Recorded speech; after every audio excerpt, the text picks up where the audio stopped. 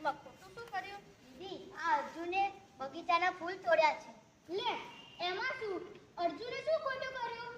હા, ભગવાનને ફૂલ ચડાવવા માટે આપણે બગીચામાં ફૂલ નથી તોડતા. એ વાત જુદી છે અર્જુન.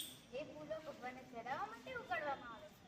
તે આ ફૂલ તોડીને નિયમોનો ભંગ કર્યો છે. ટીચર, આ લોકો કહે છે કે બગીચામાંથી ફૂલ તોડીને નિયમ તોડ્યો છે. તમે જ કહો.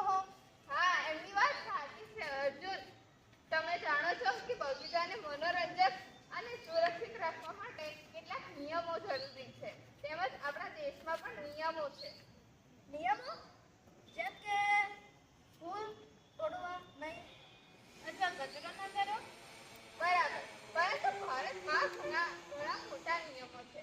જેમ કે કોઈ વ્યક્તિ કંઈક ખોટું કરે તો તેને સજા શું થાય, અથવા તો કોઈને માર્ગદર્શન પૂરું પાડવા માટે ભારતીય ન્યાય સંહિતા કહે છે. ભારતીય ન્યાય સંહિતા એ શું છે ટીચર? તે એક કાયદાનું મહત્વપૂર્ણ પુસ્તક છે. તે કોઈ વ્યક્તિ કંઈક ખોટું કરે કે તેને કંઈક સજા કરવામાં આવે તો તે સંહિતા આપણને હોકાયંત્ર તરીકે માર્ગદર્શન પૂરું પાડે છે. ન્યાય એટલે શું ટીચર? ન્યાયનો અર્થ એ છે કે તે દરેકને મળે છે, તે ન્યાયી રીતે હકદાર હોય. જો કોઈ વ્યક્તિ ખોટું કાર્ય કરે છે તો તેને ગુનેગાર ઠેરવવો.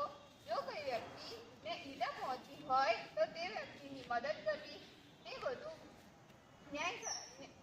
ન્યાય સંહિતામાં આવેલું છે. તો જો રોહન, તે મને પૂછ્યા વગર મારો ફોન લીધો છે, તે નિયમ તોડ્યો છે. અરે અર્જુન, મેં એને ઉધાર પર લીધો હતો. તે બરાબર ન્યાય સંહિતાનો નિયમ નથી. જો કોઈ વ્યક્તિને આપણે આપણી વસ્તુ વહેંચવામાં અને તેનો આદર કરવામાં આવે તેવું ન્યાય સંહિતામાં આવેલું છે. અને કોઈ વ્યક્તિ નુકસાન કઈ રીતે કરે અને તે બધી બાબતોનો સમાવેશ ન્યાય સંહિતામાં કરેલો છે. ટીચર, કેવું નુકસાન?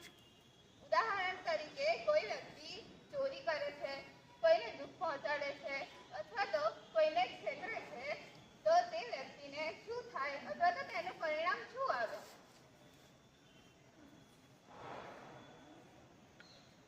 અરે રોહન, મારી પાણીની બોટલ. અરે સોરી. કેમ છો બધા? તમે તમારા દિવસનો આનંદ માણો છો ને? ઇન્સ્પેક્ટર કાકા, ટીચર અમે ભારતીય ન્યાય સંહિતા વિશે ભણાવી રહ્યા છે. ખૂબ જ મહત્વનો વિષય. તમે જાણો છો, અમે પોલીસ અધિકારીઓ દરરોજ જે ભારતીય ન્યાય સંહિતાનો ઉપયોગ કરીએ છીએ તે આપણને ગુનાઓ શું છે, તેમની તપાસ કેવી રીતે કરવી અને નાગરિકોની રક્ષા કેવી રીતે કરવી તે બદલે માર્ગદર્શન પૂરું પાડે છે. જો તો કોઈ સંહિતાનો નિયમ તોડે છે તો શું થાય છે? દિશા, જ્યાં કાયદાનો ભંગ થયો હોય ત્યાં અમે પહેલા તપાસ કરવા જઈએ છીએ અને જો ત્યાં ખરેખર કાયદાનો ભંગ થયો હોય તો અમને ન્યાય સંહિતા માર્ગદર્શન આપે છે. તે સુનિશ્ચિત કરે છે કે પ્રક્રિયા દરેક માટે ન્યાયી છે. ઇન્સ્પેક્ટર કાકા, તો તે તમારા માટે પણ એક નિયમ પુસ્તિકા છે. બરાબર રોહન. કાયદા, વ્યવસ્થાપન અને ન્યાયને સુનિશ્ચિત કરવા માટે અમને ન્યાય સંહિતા અમારા માટે એક માર્ગદર્શિકા છે. તે માર્ગદર્શિકાએ અમને કાનૂનની આધુનિક તકનીકીઓનો ઉપયોગ કરવા પણ ભાર મૂકે છે. ઓહ, તે ખૂબ જ સ્માર્ટ છે. જેમ કે શું થયું છે તે જોવા માટે સીસીટીવી કેમેરાનો ઉપયોગ કરવો. હા પ્રિયા, ભારતીય ન્યાય સંહિતા એ આપણને કાર્યક્ષમતા અને નિષ્પક્ષતા સુનિશ્ચિત કરવા માટે ઉપલબ્ધ સાધનોનો ઉપયોગ કરવા માટે પ્રોત્સાહિત કરે છે. તો તે દરેક માટે એક મોટા રક્ષણ જેવું છે.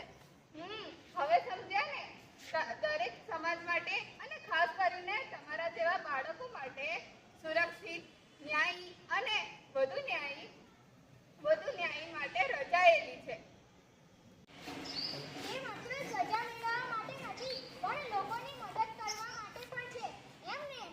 હા, ચોક્કસ રોહન. તે ગુનેગારો માટે સજા અને બીજા માટે સામર્થ્ય અને નિષ્પક્ષતા તેવી જ રીતે નવા ભારતનું નિર્માણ કરવા વિશે છે.